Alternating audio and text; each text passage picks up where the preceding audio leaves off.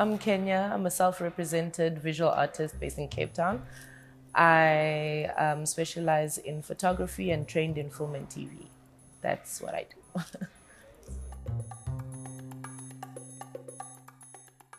So when water covers your head, I actually got the name quite late. When I started off, I always used to I need the name, I need the title of my series and all of that. So I got this name quite late, and it all flowed. The idea of water covering me was always the surrounding theme, the common denominator in all the work. But the poem was written years way before I actually did this work. The work itself, it embodies what I was going through at the time, and how I felt at the time, but also carries the theme of fluidity and how fluid my journey has been with mental health in terms of feeling stagnant and then fluid-like and emotion. So that's where the name comes from, when water covers your head. And it goes on to talk about when you can't feel the ground beneath you.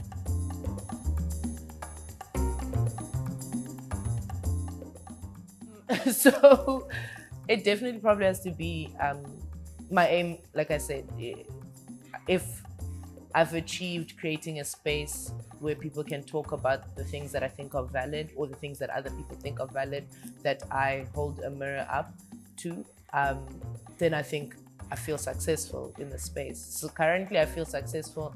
And I was sharing with somebody, they were like, the first question is always, how many pieces have you sold? How many pieces have you sold? And it's a valid question, but it's something that I actually never even thought of with this work, especially because selling the work is the last thought on my mind. It's more how personal the work has been and how it will transform other people's view of mental health. When what I want to achieve in the space is achieved. Yeah.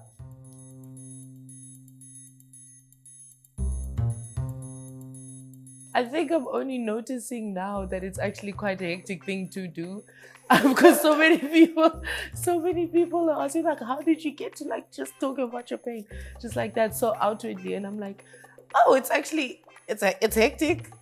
Okay, cool. To me, I thought that was normal.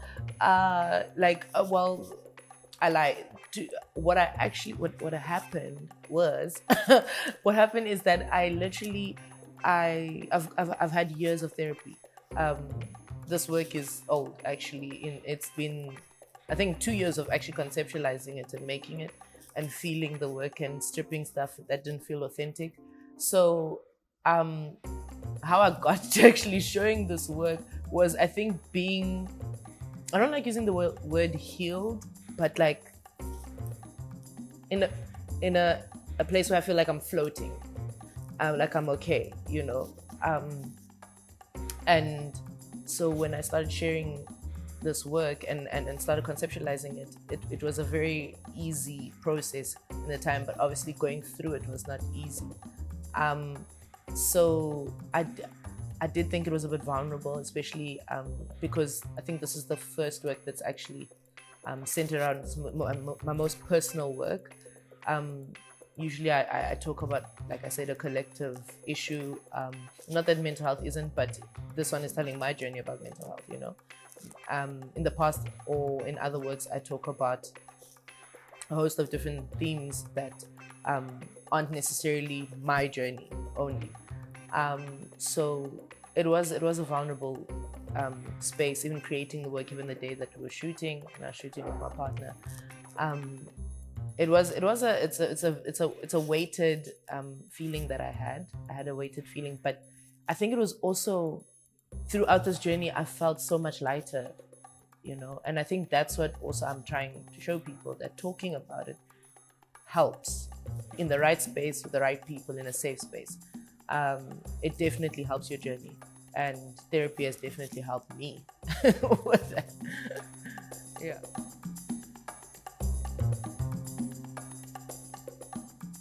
The most interesting thing that I hope people notice is that of all the pieces, this one, coping mechanism, is the only one that looks at you.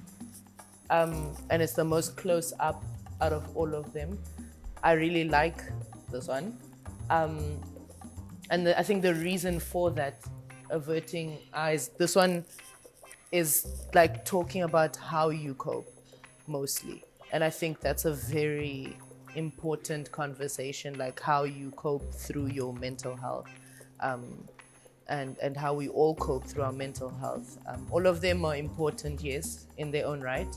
But I think for me, this one, I wanted the only one to be looking at the audience or the viewer, coping mechanisms, because it meant a lot to me. But once again, how we cope through stuff and how we decide to get ourselves through something, what we choose, our vices and things like that is very important. And it's not always the healthiest, and hence the alcohol bottles around the shrine, that all coincides with coping mechanisms. But I used it in a more positive way to be like, yes, I did that, but like I'm here and I've coped and I went through it. But yeah, that was like the most interesting part for me. I heard a lot of like chat about this one. A girl was telling me about her story, and it was really a hectic, or a woman rather, a person was telling me about their story, and it was a very intense story. And she was crying. I mean, multiple people cried, so it wasn't one person, but she was crying and she was getting emotional about it. I can't say what she was saying, even though we don't know the name, but yeah, I appreciated what she was saying. Yeah, thank you for that question, because the type of soothing or comforting that's happening here, I when I was naming it there, I wasn't thinking much about exactly where, but I know the feelings that I had at the time, and it was about how you sometimes have to pick yourself up and be like, it's okay, you're gonna be fine, wipe your own tears, and continue, you know. But friends have been a huge factor in soothing me and helping me. Yeah, so there was very much that.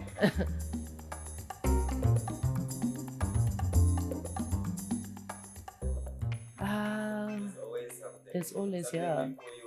Yeah, you're like, ooh. I think for me it was more like I was thinking of the gay. That was the one I was thinking. I was like, am I gonna have to explain that one fully? Oh Lord, because that one is the most weighted, in my opinion, of all of them. It's the most obvious one, I think. Yeah, because I'm looking at them and I'm like, wait, which one's obvious also? But yeah, but yeah, I didn't know.